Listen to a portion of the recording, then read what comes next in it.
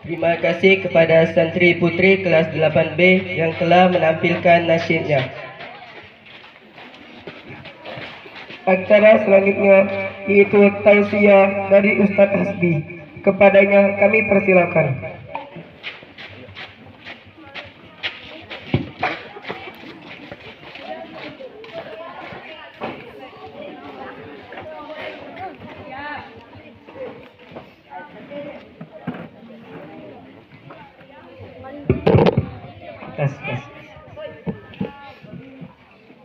Assalamualaikum warahmatullahi wabarakatuh.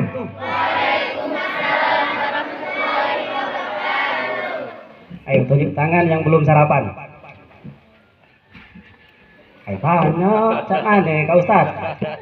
Ada berjemur duit makan lah. Guna bekal. Ada yang tak guna bekal? Siapa yang tak guna bekal? Yang lu makan, lu tak guna bekal. Yang belum makan tak guna bekal, siapa yang angkat tangan? Nah, siko. Oh, sekarang. Iya, nak kata roti dulu, nah. Ayo sika.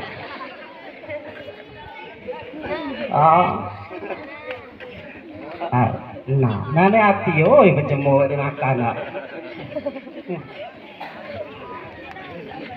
Innal hamdalillah nahmaduhu wa nasta'inuhu wa nastaghfiruh wa na'udzu billahi min shururi anfusina wa min sayyiati a'malina may yahdihillahu fala mudilla lahu wa may yudlilhu fala hadiya lahu. Asyhadu an la ilaha illallah wahdahu la syarika lah wa asyhadu anna Muhammadan abduhu wa rasuluhu la nabiyya ba'da. Allahumma salli ala sayyidina Muhammad wa ala ali sayyidina Muhammad. A'udzu billahi minasyaitonir rajim. Bismillahirrahmanirrahim. Wal 'asr innal insana lafi khusr illa alladziina aamanu wa 'amilus shalihat wa tawasaw bil haqq wa tawasaw bis sabr. Shadaqallahul adzim. Yang kami hormati Mudir Pesantren Darul Ulum Ustaz Supri M.Hum. Insyaallah beliau diberi kesehatan, beliau diberi keberkahan, karena beliau ini adalah salah satu penyambung lidah para ulama, para wali, para nabi. Karena orang yang menyampaikan amanah dakwah ini salah satu orang, insyaallah kita doakan akan menjadi husnul khatimah beliau insyaallah nantinya. Amin ya rabbal alamin. Hari ini kita dalam rangka apa? Siapa yang tahu dalam rangka apa kita ikut jemur sih kak? Dalam rangka Maulid Nabi. Dalam rangka Maulid Nabi. Allahumma sholli ala sayyidina Muhammad.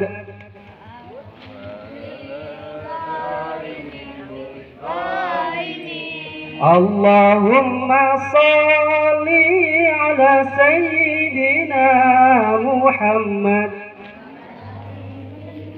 wa asrih li zalimin bi zalimin. Belum hafal ya? Oke. Puji syukur kita panjatkan kepada Allah Subhanahu wa taala karena atas rahmatnya, karunia-Nya kita bisa berkumpul di tempat yang berbahagia ini. Insya Allah tempat ini dipenuhi oleh keberkahan oleh Allah Subhanahu wa taala. Dan kita bersyukur kepada Allah Subhanahu wa taala karena kita diberi kesehatan, kesempatan oleh Allah Subhanahu wa taala. Karena kata Rasulullah, nikmatani maghbunun fihima katsirun minan nas as-sihhatu wal farahu.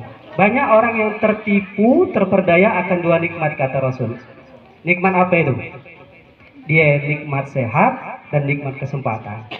Banyak orang yang dikasih sehat, dia lali bahwa dia harus beribadah, dia lali bahwa dia harus belajar, dia lali untuk menghafal Quran. Ketika dia sakit, tak baca lagi nak sakit. Aku nak ngapal sakit gigi. Aku nak pergi ke masjid, kakiku bengkak. Dan apapun alasan itu, lali bahwa ketika dia sehat, dia harus banyak belajar, banyak menghafal, banyak beribadah kepada Allah. Dan kedua kata Rasulullah, nikmat kesempatan. Ketika kesempatan luang dia berleha-leha. dan menyesalnya ketika ada kesempatan. Nauzubillah, kalau seandainya kita menyesal ketika di akhirat nanti. Padahal kesempatan beribadah berada di dunia.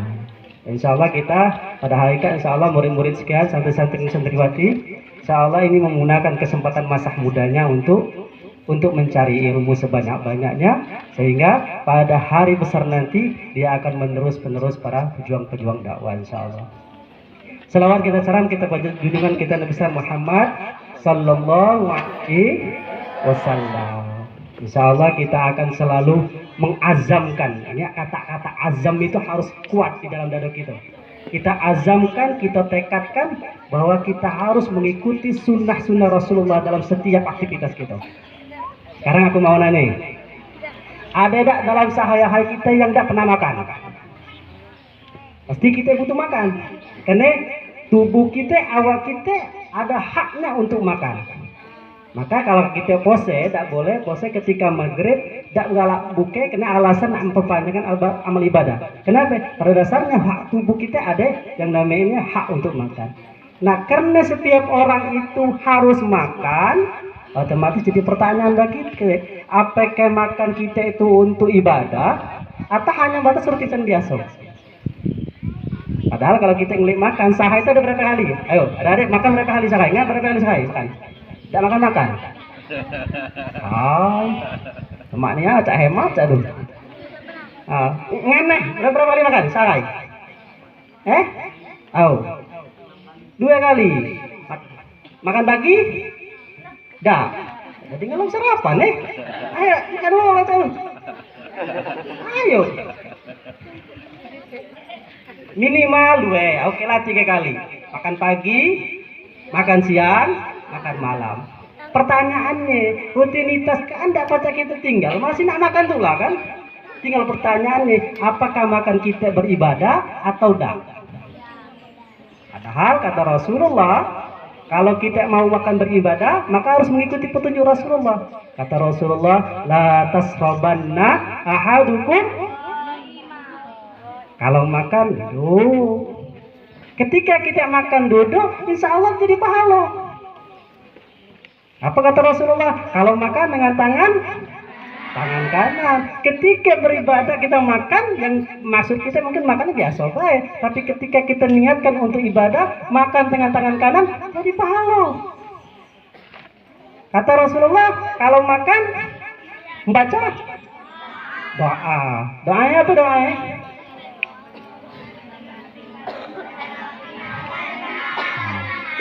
Insya Allah hafal galayak nih gitu kalau masalah doa, insya Allah.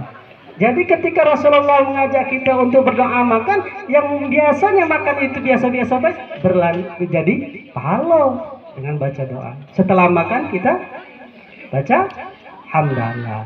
Jadi makan itu tidak orang, masih kena makan tuh lah. Tinggal apa kayak makan kita nak beribadah, apa makan kita tidak beribadah. Itu Kalau aku insya Allah, kalau kita disuruh milih seharusnya tidak beribadah, ada galak lewat baik makan. Padahal 3 kali sekali minimal kita makan. Nah, bahkan kali ini, mohon maaf, kemasuk WC pun jadi ibadah. Kalau menurut kita kotor nggak WC itu? Kotor kan? Tapi bisa jadi ladang pahala untuk kita. Apa kata Rasulullah? Kalau masuk WC, dahulu kaki. Siapa yang angkat tangan kanan? Ayo, angkat tangan. Yang ngomongnya, yang masuk WC kaki kanan. Nah, berarti masuk WC masih kaki kiri. Coba, aku kasih hadiah. Oke, habiskan kasih hadiah yang baca doa masuk WC, sikok uang ke depan. Ayo angkat tangan. Habiskan ada hadiah. Ayo. 20.000. Ayo hadiah 20.000. Ayo. Yang baca doa masuk WC, maju ke depan. Sikok uang, ayo, angkat tangan. 20.000, ayo. Ada sih, ayo. Angkat tangan. Hitung sampai 3. Kalau tidak pindah ke situ. 1, 2, 3. Yang santri, ayo. Putranya ada. Angkat tangan. Yang baca doa masuk WC 20.000. Ayo. Maju ke depan. Satu, dua, tiga. Ayo santriwati ya. Doa masuk WC.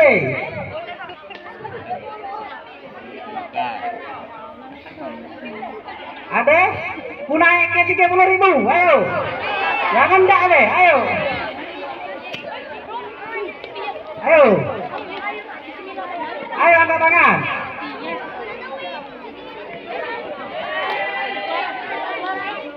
Satu.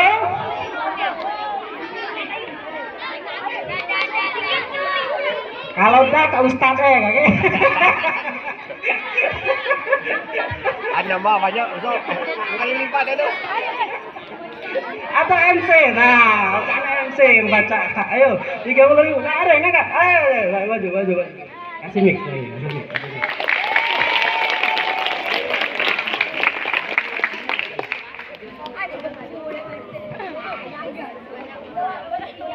Silakan. Doa masuk WC.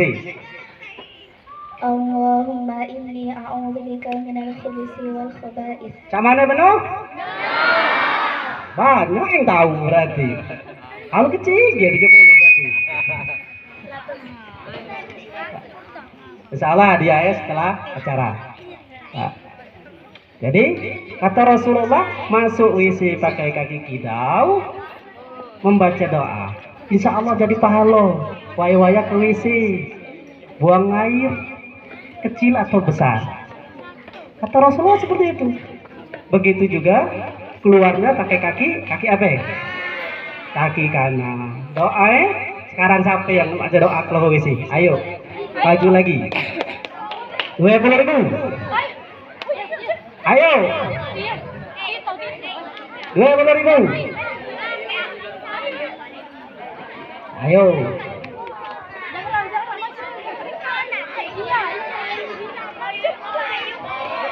Satu. Ayo. Dua.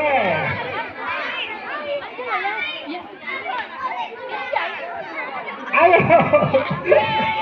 Ayo.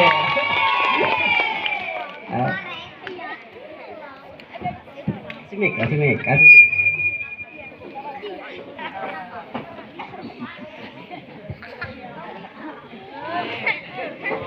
Doa keluar WC.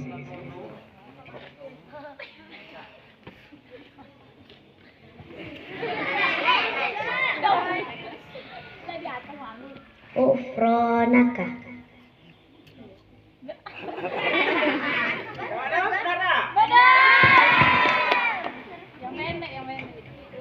Iya versi pendek, tapi benar kan? Benar. Ada versi panjang apa ya? Ada yang mau versi panjang? Oke, tepuk tangan dulu. Udah ada kita. Ya. Jadi apapun tingkah laku kita, pekerjaan kita, selagi itu baik, bukan pekerjaan haram, kita niatkan untuk beribadah kepada Allah dan mengikuti sunnah Rasulullah, insya Allah itu jadi pahala untuk kita. Apapun. Kamu nulis bismillah dapat pahala. Ayo. Kamu apa? Olahraga apa? Kalau nyambang dia tidak baca, jadi ibadah. Tapi kamu nyambang dia dengan niat ibadah tidak baca. Jadi hal yang baik, insya Allah ketika kita niatkan untuk beribadah kepada Allah dan mengikuti tuntunan Rasulullah, maka itu akan menjadi pahala. Dan insya Allah pahala itu kalau ketika kita dawamkan, kita rutinitas kan, insya Allah itu pundi-pundi itu akan terkumpul pada akhirat nanti. Dan insya Allah kita semua akan mendapat syafaat dari baginda Rasulullah SAW pada akhir hayat kita nanti. Amin ya rabbal alamin. Adik-adikku rahmat Allah Subhanahu wa taala. Nah, ini kita masuk sedikit baca tentang kelahiran Rasulullah sallallahu alaihi wasallam.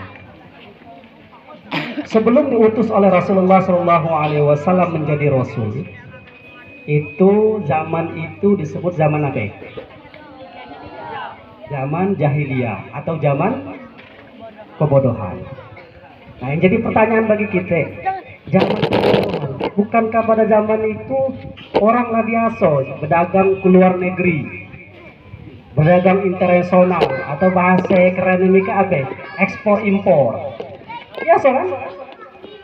Pada zaman itu bukankah orang biasa mengungkapkan perasaannya terus menyampaikan pendapatnya dengan syair, dengan lantunan syair. Kalau nikah belum tentu banyak orang pacak mah itu. Tapi zaman itu sudah hal biasa menyampaikan perasaan, menyampaikan pendapat dengan syair. Dan zaman itu sudah mengenal yang namanya calistung, baca tulis itu. Yang jadi pertanyaan bagi kita, kenapa disebut zaman jahiliyah atau zaman kebodohan? Ada yang baca jawab 50.000. Ustadz apa? Apa lah sekarang? Ayo. Ayo. Jangan modern. Padahal zaman itu sudah mengenal namanya ekspor impor, sudah mengenal yang namanya ekspor impor tidak jauh-jauh, itu bukan tak main-main. Perginya ke Sam. Sam itu kalau sekarang di Lebanon, Palestina, Syria, Suriah. Kalau sekarang pakai pesawat naik. Nah zaman itu hal biasa untuk berangkat seperti itu, naik onto yang pelan itu. Nah, tapi kenapa disebut zaman jahiliyah, zaman kebodohan? Yang pertama adalah bahwa zaman itu orang biasa mempercayai hal yang tahayul. Ya, tahayul, tahu tahayul tak? Nah, tahayul. Misalnya juga, orang itu pada zaman itu ketika dia jengok burung terbang dan burung itu berbelok ke kiri, ya dia jengok burung itu terbang. Ternyata burung itu berbelok ke kiri. Mereka beranggapan bahwa dia akan terkena nasib sial. Nah, itu tahayul namanya. Orang seperti itu dia pada zaman itu. Jadi kalau dia jengok burung terbang, burung itu berbelok ke kiri, dia beranggapan, akan kena sial muka. Begitu pun sebaliknya, ketika dia jengok burung dan burung itu belok ke kanan, dia beranggapan, aku akan dapat nasib baik. Nah, hal-hal yang itu disebut tahayul atau at-tahayyur. Gitu. Ataupun biasanya malik, dia beranggapan zaman dahulu, kalau seandainya ada yang meninggal, roh orang yang meninggal, orang yang mati itu akan menjadi burung. Itu pemahaman atau kepercayaan pada zaman dahulu. Bahkan ada yang lebih ekstrim lagi, dia beranggapan bahwa di dalam perut manusia itu ada ulo. Dan ulo itu akan menggigit, ketika ulo menggigit, dia akan terasa lapar. Jadi dia ngerasa, aku ini lapar kena gigit ulo dalam perut. Nah itu namanya tahayul. Orang-orang yang tahayul. Nah itu pemahaman-pemahaman pada zaman jahiliyah, maka disebut ada kebodohan jahiliyah. Terus mereka juga apa? Menyembah berhala. Menyembah berhala. Di Ka'bah itu dikelilingi oleh banyak berhala. Nah orang yang pertama membawa berhala ke Ka'bah itu namanya Amr bin Lubai. Siapa namanya? Amr bin Lubai. Jadi Amr bin Lubai kak, dia beli berhala yang besar, dia beli di daerah Syam. Dia bawa berhala itu ke Ka'bah dan disuruhnya orang-orang untuk menyembah ini. Nah berhala ini namanya Hubal. Ini berhala yang terbesar, namanya Hubal. Nah dia suruh orang-orang untuk menyembah berhala tersebut. Nah lama kelamaan banyaklah orang yang menaruh, yang meletakkan berhala-berhala yang kecil-kecil. Nah itu biasa mereka lamakan ada Lata, ada Uzza, ada Mana namanya, ada Suwa. Nah biasanya nama-nama mereka dinamai dengan leluhur mereka. Dinamai dengan leluhur mereka. Sehingga pada waktu Fatuh Mekah, pada waktu pembebasan Mekah oleh Rasulullah SAW, dihitung di daerah sekitar Ka'bah itu ada berapa ikutnya berhala tersebut. Ternyata dihitung di sekitar Ka'bah itu ada 360 berhala. Karena kalau kita jengok berhala itu Ka'bah itu tidak juga besar, kecil, tidak juga luas, tidak juga luas. Tapi berhala tersebut sampai 360 buah. Akhirnya oleh Rasulullah dihabiskan semua, dihancurkan semua berhala-berhala itu. Nah, itulah salah satu sisi jahiliyah kebodohan orang pada zaman itu. Dan manusianya mereka itu kalau menyembah berhala kadang mereka menyembelih hewan ternak mereka. Dan darah hewan ternak itu diolesinnya di berhala tersebut. Bahkan mereka juga na'udzubillah sampai rela mengorbankan anak-anak mereka cuman untuk mencari redha berhala tersebut. Nah itulah zaman-zaman kebodohan. Oke, adik-adik sekalian rahmat Allah Subhanahu wa taala. Terus apa lagi? contoh-contoh kebodohan pada zaman jahiliyah. Yang kedua adalah mungkin mereka banyak mabuk-mabukan dan berjudi. Nah, ini kalau budaya jahiliyah itu orang mabuk-mabukan itulah jadi agak mengakar di budaya mereka. Sehingga dakwah Rasulullah untuk memerangi mabuk-mabukan ini beransur-ansur. Ayat pertama tentang kata Adam ayat itu, jauhkanlah khamar walaupun khamar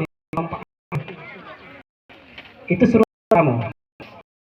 Nah, mendengar manfaatnya itu dimanfaatkan oleh mereka itu. Akhirnya mereka masih mabuk-mabukan dengan alasan apa? Ada manfaat khamar ini. Sampai ada sahabat Rasulullah yang sholat ketika masih dalam keadaan mabuk.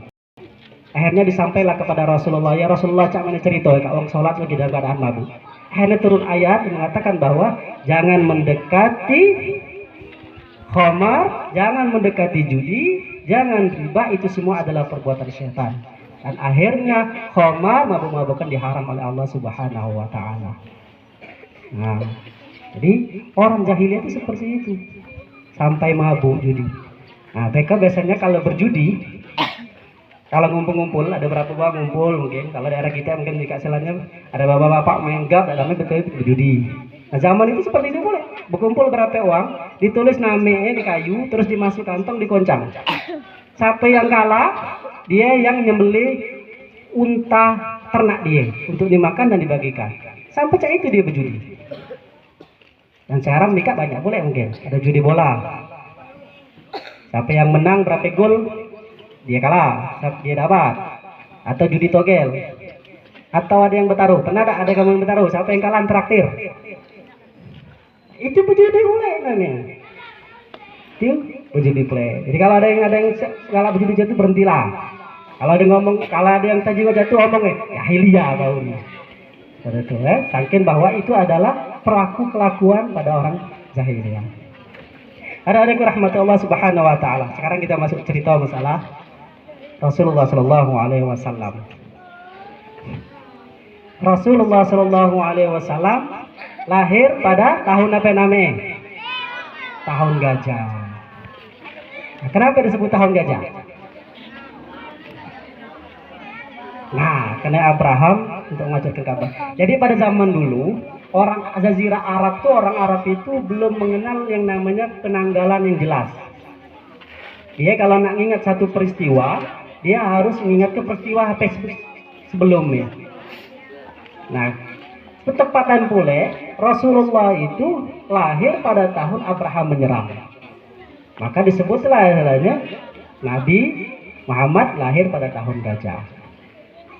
Makanya kapan terjadinya misalnya ada penanggalan yang jelas ketika pemerintahannya Umar bin Khattab. Maka dibuatlah tahun namanya tahun Hijriah, dan tahun pertamanya lah diambil di waktu hijrahnya Rasulullah dari Mekah ke Madinah. Nah, sekarang kita cerita, kayaknya panas itu ya, agak cepat ya. Sekarang kita cerita yang namanya Abraha. Abraha ini adalah seorang penguasa dari Yaman. Dia ini adalah raja Yaman, dan dia ini berpikir ngapain ya uang ini banyak, berangkat ke Ka'bah, ziarah ke Ka'bah. Nah, karena alasannya Ka'bah itu disucikan. Akhirnya kata Abraha, kalau cah itu kita buat gereja yang megah, yang indah, yang yang hebat lah pokoknya betul. Dengan alasan, dengan harapan kalau ada yang lebih hebat, ada lebih megah, ada lebih bagus, orang mau pindah dari Ka'bah, dia mengunjungi ke Yaman. Nah, nama gereja itu namanya Al-Qulayus. Namanya Al-Qulayus. Akhirnya dibuatlah Al-Qulayus ini, gereja ini. Akhirnya selesailah dibuat dengan gerbangnya dari dengan marmernya, dengan dinding yang megah lah, mewah lah seperti itu. Ternyata apa? Harapan tak seindah yang diharapkan. Harapan tak seindah yang kembali. Ternyata orang-orang masih tidak mensucikan Al-Qulayus ini, gereja ini. Orang masih berbondong-bondong pergi ke Ka'bah untuk berziarah. Sampai orang Yaman pun sendiri tidak mau mensucikan Al-Qulayus ini, gereja ini. Masih tidak pergi ke Ka'bah itu. Nah, puncaknya adalah ada suku Kinani namanya. Dia itu marah kepada menghancurkan di dalam itu menghancurkan Al-Qulayyus di gereja ini. Tambah marahlah Abraha ini. Akhirnya kata Abraha, kalau jatuh kita rubuh ke baik Ka'bah itu. Kalau Ka'bah lah rubuh, kata Abraha, kita hancur ke uang Ka'bah lah rubuh, uang pasti kembali Al-Qulayyus ini, gereja ini saya berziarah. Berangkatlah dengan pasukan gajahnya yang begitu besar untuk menyerang Ka'bah, menghancurkan Ka'bah. Nah, zaman itu yang memimpin Mekah siapa ya? Ada yang tahu tak? Yang memimpin Mekah saat itu siapa ya? Namanya itu kakeknya Rasulullah, Abdul Muthalib. Abdul Muthalib itu sadar bahwa Abraham datang dengan pasukan gajahnya yang begitu besar datang ke Mekah untuk menghancurkan Ka'bah. Kalau kami lawan, habis kami, kata Abdul Muthalib. Kalau itu dia suruh penduduk Mekah, kalau jatuh kamu larilah, kamu ke bukit-bukit, ke gunung-gunung. Kita menyelamatkan diri. Masalah Ka'bah biar Allah yang jaga, kata Abdul Muthalib. Karena Ka'bah adalah punyanya Allah. Akhirnya Abraha datang dengan pasukan gajahnya untuk menyerbu menghancurkan Ka'bah. Dengan terbuka luas, tak kata penghalang sama sekali, kata nak ngelawan. Dengan harapan bahwa mudah menghancurkan Ka'bah itu. Tapi dia lali bahwa Allah yang menjaga Ka'bah. Ternyata belum sampai ke Mekah, gajah-gajah itu tidak galak bergerak. Yang selama ini gagah beraninya Abraha untuk menghancurkan, menunggang gajah tersebut. Tapi saat itu belum sampai masuk Mekah, gajah tidak galak bergerak. Bahkan cenderung mau balik arah ke Yaman lagi. Kenapa? Karena Allah tanamkan rasa takut pada gajah itu. Allah tanamkan rasa cemas di gajah itu. Tidak lama dari itu, dari arah laut datang bergelombolan, itu namanya burung ababil. Burung ababil inilah yang membawa kerikil-kerikil kecil. Karena burung ababil ini kalau penelitian kecil kayak burung gereja. Tidak besar burung ini. Jadi kerikil-kerikil kecil yang dibawa. Tapi kerikil itu adalah ada apinya. Kerikil yang ada apinya. Bahkan ada riwayat yang lain mengandung juga yang namanya kuman, seperti itu. Nah, akhirnya dihancurkanlah pasukan Abraha ini sampai sehancur-hancurnya. Kecuali yang tidak meninggal saat itu adalah Abraha. Abraha balik ke Yaman, dalam itu Abraha meninggal juga. Nah, sekarang pertanyaan lagi, kasih duit 20. Siapa nama asli Abraha? Nama panjang Abraha. Kasih duit 50.000. Ayo. Tahu Abraham itu. Nama panjang. Apa Abraham Lincoln? Namanya Abraham Asro. Itu namanya Abraham panjang ya.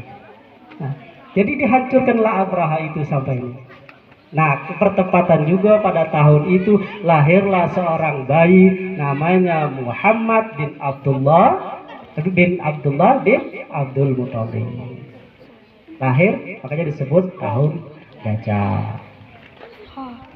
Nah, ada riwayat mengatakan ketika Abdullah berangkat ke Yasrib, tahu Yasrib dah? Kalau sekarang kota apa ya namanya Yasrib itu? Nah, kalau sekarang nama Yasrib itu sekarang jadi kota Madinah. Kalau dulu Yasrib namanya. Jadi Abdullah berangkat ke Yasrib, ada riwayat mengatakan Abdullah itu berangkat beli buah-buahan karena di Mekah ada acara. Makanya dia pergi ke Madinah, ke Yasrib untuk beli buah-buahan. Dia ngikutlah pedagang yang akan pergi ke Yasrib tersebut. Nah, sepulang dari Yasrib mau balik ke Mekah, ternyata Abdullah kena sakit. Akhirnya dia ngomong kepada pedagang, kalau jatuh kamu baliklah dulu, ngomong sama mbakku bahwa aku belum baca balik, aku kena sakit. Baliklah para pedagang itu ke Mekah dan ngomonglah sama Abdullah, Pak Abdul ya, anakmu sakit, tidak baca gitu kami balik. Nah, dengar seperti itu belum ngomong sama istrinya, Abdullah, kalau terus kata kau biasa jenguk adik kau, kalau ada semula balik. Ternyata ketika hari Yasrib, Abdullah bapaknya Abdullah meninggal itu. Dia meninggal di Madinah, di Yasrib. Akhirnya Rasulullah SAW ada riwayat mengatakan ketika Abdullah wafat, umur kandungan Aminah ibunya Rasulullah itu ada yang ngomong 2 bulan, ada yang ngomongkan kandungan itu 6 bulan. Tapi intinya adalah bahwa ketika Rasulullah lahir, dia sudah dalam keadaan yatim. Tidak lama itu Rasulullah lahir. Nah, lahir ini setelah lahir Rasulullah dibawa kemana? Ternyata Rasulullah diasuh yang namanya Halimah. Nah, kalau kita kenal Halimah apa namanya? Halimah itu Sa'diyah. Halimah itu namanya, dia itu gelar apa? Halimah itu dari suku Sa'ad. Nah, orang Sa'ad itu disebut Sa'diyah, kalau cewek Sa'diyah. Maka Halimah itu Sa'diyah. Halimah gelar Sa'diyah karena dari suku Sa'ad. Maka disebut Halimah itu Sa'diyah. Siapa nama suami Halimah? Namanya Haris. Ada Haris tak sih kak? Mana? Terus jangan lali tutup namanya Halimah.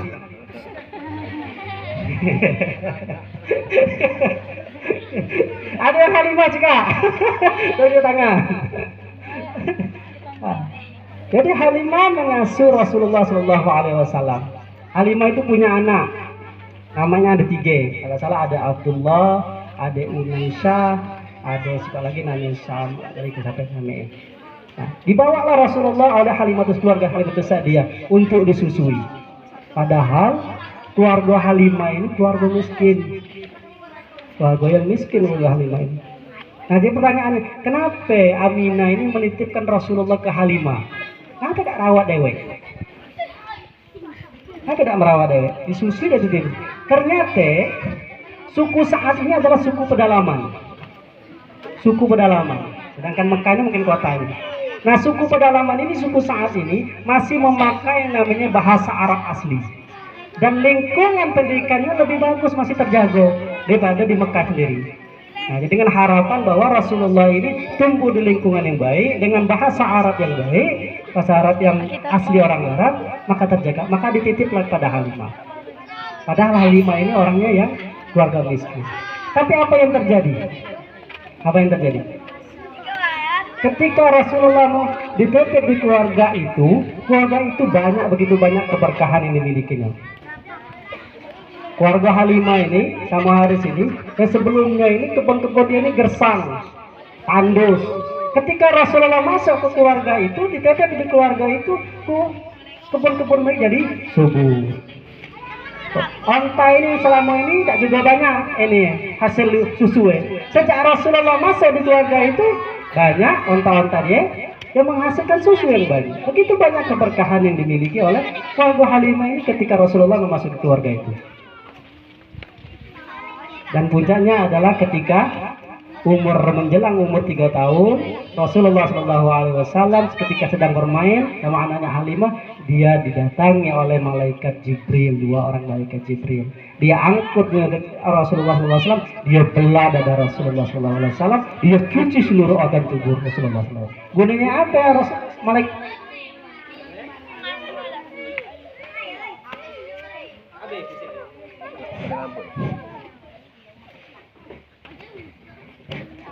Gunanya apa? Karena untuk mempersiapkan Rasulullah dalam menerima wahyu nanti. Tapi kita bercepat. Dari rahmat Allah Subhanahu wa taala, setelah Rasulullah SAW dan umur 5 tahun adalah posisi ketika Rasulullah mau diculik oleh orang Yahudi, 2 orang Habasa Yahudi, karena tahu bahwa akan ciri-ciri kenabian, dan setelah itu oleh Halimah dititip dibalikkan lagi Rasulullah ke umur 6 tahun setelah sama Aminah, Rasulullah SAW diajak Aminah untuk berangkat ke Yasrib. Gunanya apa ke Yasrib? Untuk berziarah ke makam ayahandanya Abdullah, sekalian menjenguk saudara-saudaranya. Ketika mau pulang dari Yasrib ke Makkah, jatuh sakitlah Aminah dan Aminah meninggal dunia. Maka genaplah gelar Rasulullah sebagai yatim piatu pada umur 6 tahun. Dan setelah itu umur dititiplah kepada kakeknya Abdul Muthalib, Abdul Muthalib cuma mengasuh Rasulullah 2 tahun, umur 8 tahun kakeknya meninggal juga. Akhirnya dititipnya kepada yang namanya Abu Thalib. Nah, dengan Abu Thalib ini sebenarnya banyak keistimewaan yang dilihat oleh Abu Thalib tentang kenabian Rasulullah Shallallahu Alaihi Wasallam. Nah, terakhir ini panas ini dijemur kayaknya. Terakhir adalah bahwa ketika remaja Rasulullah Shallallahu Alaihi Wasallam dijaga betul dari yang namanya kemaksiatan. Allah jaga betul Rasulullah dari kemaksiatan. Apapun maksiat itu Allah jaga betul. Jadi ada cerita enggak? Orang jahiliyah zaman itu ketika dia ada pernikahan, pasti ada malam-malam itu mereka buat untuk pesta. Nah, ada jauh beda cara zaman kita nikah. Kalau ada orang nikah, malamnya pasti ada pesta. Pesta ya apa biasa zaman jahiliyah? Dia undang para penari-penari, dia undang orang tukang musik, pesta pora. Nah, yang nikah alasan nikah dia ada organ tunggal, ada dua nih, tidak jauh beda macam itu. Nah, akhirnya berceritalah kawan Rasulullah, kawan Muhammad ini, ketika Muhammad sedang mengembala, katanya Muhammad, kami ini tadi ada uang ini, ada uang pesta pernikahan, ada penari, ada apa? Ini cerita Rasulullah belum akan jadi Rasul ya. Di hati Rasulullah ada pengen rasanya untuk melihat hal cak itu. Akhirnya kalau cak itu, kamu tunggu gembala aku yang sekarang jingok.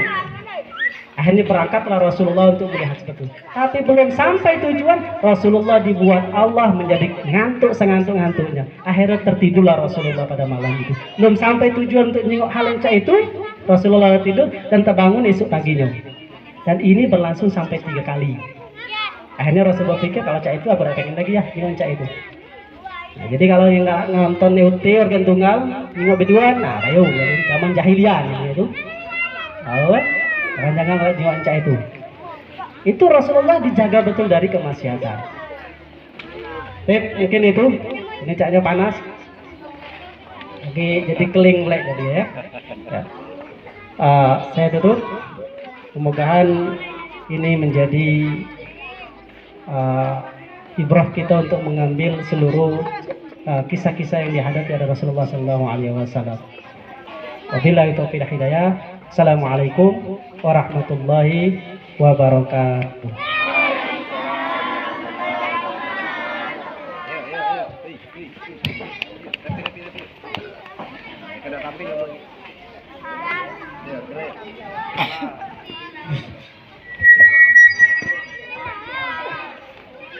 Terima kasih kepada Ustadz Hasbi yang telah memberikan tausiahnya. Semoga tausiahnya dapat bermanfaat bagi kita semua.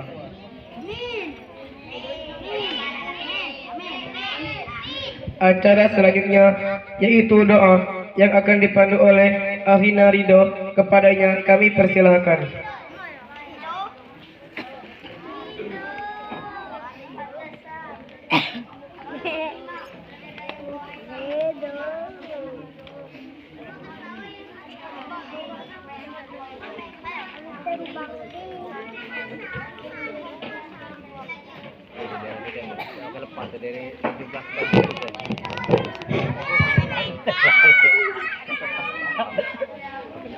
أعوذ بالله من الشيطان الرجيم.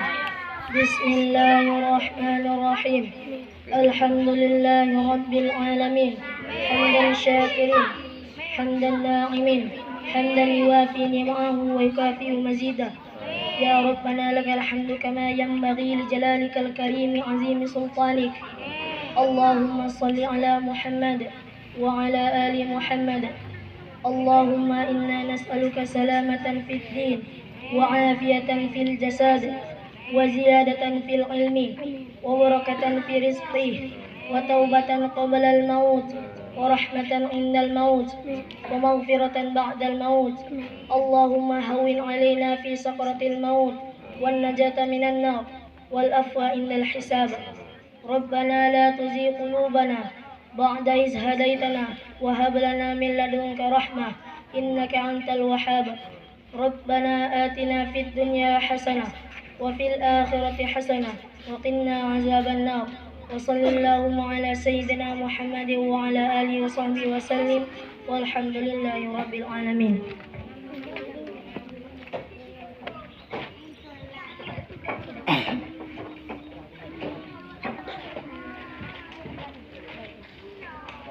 Terima kasih kepada Akhinda Ridho yang telah memimpin doa pada pagi hari ini.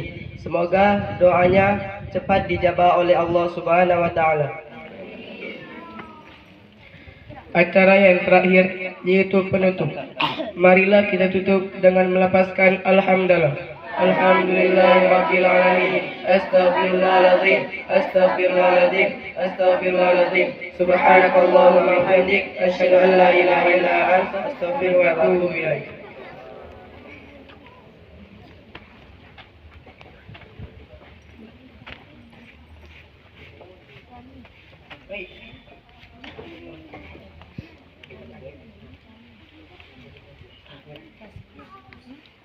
Zuraida dan Tias. Tuh bagi baik. Bagi baik. Itu. Yang berebut. Yang berebut.